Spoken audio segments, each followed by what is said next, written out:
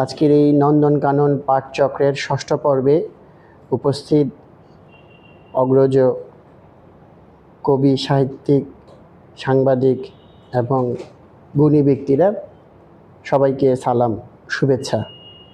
পড়ন্ত বিকেলের বর্ষার প্রথম প্রহরে আমার সুযোগ হয়েছিল নন্দনকানন পাঠচক্র প্রথম পর্বটাতে অংশগ্রহণ করার।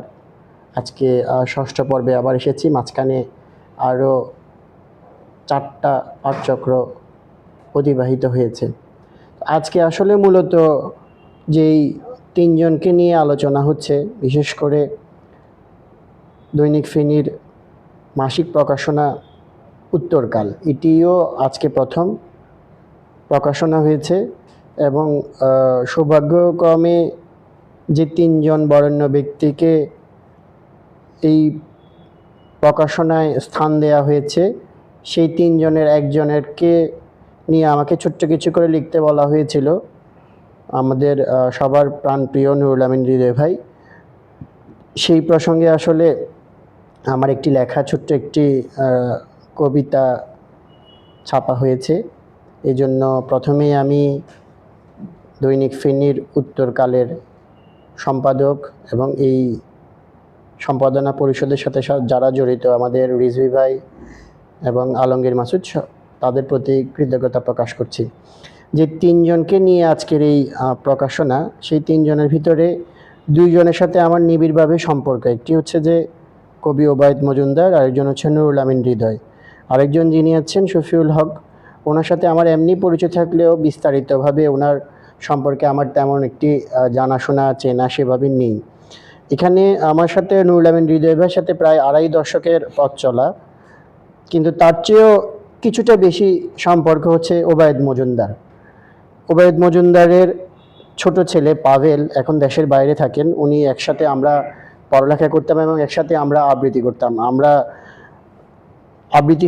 আমি আবৃত্তি সংসদের শিক্ষার্থী ছিলাম, আবৃত্তি সংসদের সদস্য ছিলাম, আর পাভেল ছিল পূবালী সাংস্কৃতিক কেন্দ্রের আবৃত্তি বিভাগের। আমরা একসাথে বাংলাদেশ টেলিভিশন বিটিভিতে প্রোগ্রাম করেছিলাম। আমরা ঢাকাতে বাংলাদেশ আবৃত্তি সমন্বয় পরিষদের অনেকগুলো কর্মসূচিতে আমরা অংশগ্রহণ করেছিলাম।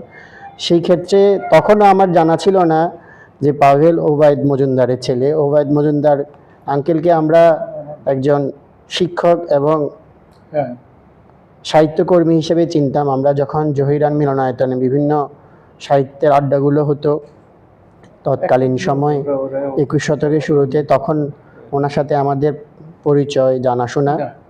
তো আজকে ওবায়দ ভাই বিশেষ কারণে ফেনীতে নেই। ওবায়দ ভাইয়ের সৃষ্টি শিল্পকর্মের প্রতি আমার অনেক বেশি থাকছে, কৃতজ্ঞতা থাকছে যে উনি আসলে আমাদের এই অঞ্চলের একজন, যে কয়েকজন ব্যক্তি জীবিত আছেন তার সময়কালীন সময়, তাদের মধ্যে উনি একজন। আমাদের আরও একজন আছেন আমাদের কবি মঞ্জুর তাজিম। নুরুল আমিন হৃদয় ভাইয়ের সাথে আমাদের আসলে দীর্ঘদিনের সম্পর্ক। আমরা একসাথে প্রথম আলো বন্ধুসভা করেছি, আমরা আর অনেকগুলো সংগঠন করেছি, আমরা লেখক ফোরাম করেছি, সাহিত্য সভার অনেকগুলো প্রোগ্রামে আমরা একসাথে কাজ করেছি। ওনার পরিবারের সাথে আমার একটা নিবিড়ভাবে সম্পর্ক। সব কিছু মিলে আসলে নুরুল আমিন হৃদয় ভাই আমাদের খুব প্রাণের মানুষ, কাছের মানুষ। তো আমাকে যখন আলমগীর মাসুদ বলল যে নুরুল আমিন হৃদয় ভাইয়ের জন্মবার্ষিকী উপলক্ষে একটা কবিতা লেখার জন্য, তো আমি বললাম যে আসলে আমি তো কবিতা তেমন একটা কম লিখি। বললো যে না, আপনাকে লিখতে হবে, এটা লিখে দিবেন, তবে এটি কোনোভাবেই হৃদয় ভাই যেন না জানে। তো আমার ফেনীতে মানে আমার যারা সহকর্মী, আমার যারা সংগঠনের সহযাত্রী, তারা সবাই জানে যে আমি নাকি কথা পেটে রাখতে পারি না। তো আমার কাছে এটা মনে হয়েছে যে আমি কেন পেটে কথা রাখতে পারি না, এটা আমার একটা এইটা দিয়ে একটা সয়েল টেস্ট হোক। নুরুল আমিন হৃদয়কে নিবেদিত কবিতা, কবিতায় হৃদয়। আমাকে একটা কবিতা লিখতে হবে। কবিতার বিষয়বস্তু কিংবা যিনি কবিতার প্রাণ হবেন তাকে নিয়ে কবিতা লেখাটা শুধু কঠিন না, কঠিনতরও। যাকে কবিতার ছন্দে কিংবা পদ্যে আবদ্ধ করা কঠিন, যাকে উপমার বাহু ধরে রাখতে পেতে হবে ব্যাগ, যাকে নিয়ে শুরু কিংবা শেষের উপাখ্যান অন্তহীন। কবিমনা ব্যক্তিরা শুধু নিজেকে নিয়ে না ভেবে কাব্যিক ছন্দে দ্বন্দ্ব সংঘাত বন্ধে থাকে সোচ্চার, গদ্যে পদ্যে তুলে আনে প্রেম, ভালোবাসা, মোহনীয় ছায়া। সেই কবিকে নিয়ে কিছু লিখতে হবে আমায়, যে কবির প্রাণচঞ্চল চপলতা, কর্ম পথ চলা যা আমার দীর্ঘদিনের চেনা খুনসুটিতে ভরা।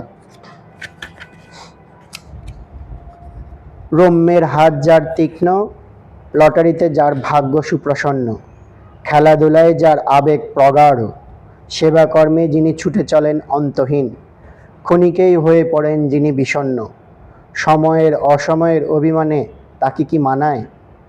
পাঠক থেকে লেখক, লেখক থেকে সংগঠক, 50 ছোঁয়া জীবনের ট্রেন চলছে যার দুর্বার গতিতে, তাকে কি আর বেঁধে রাখা যাবে পদ্যের উপমায়?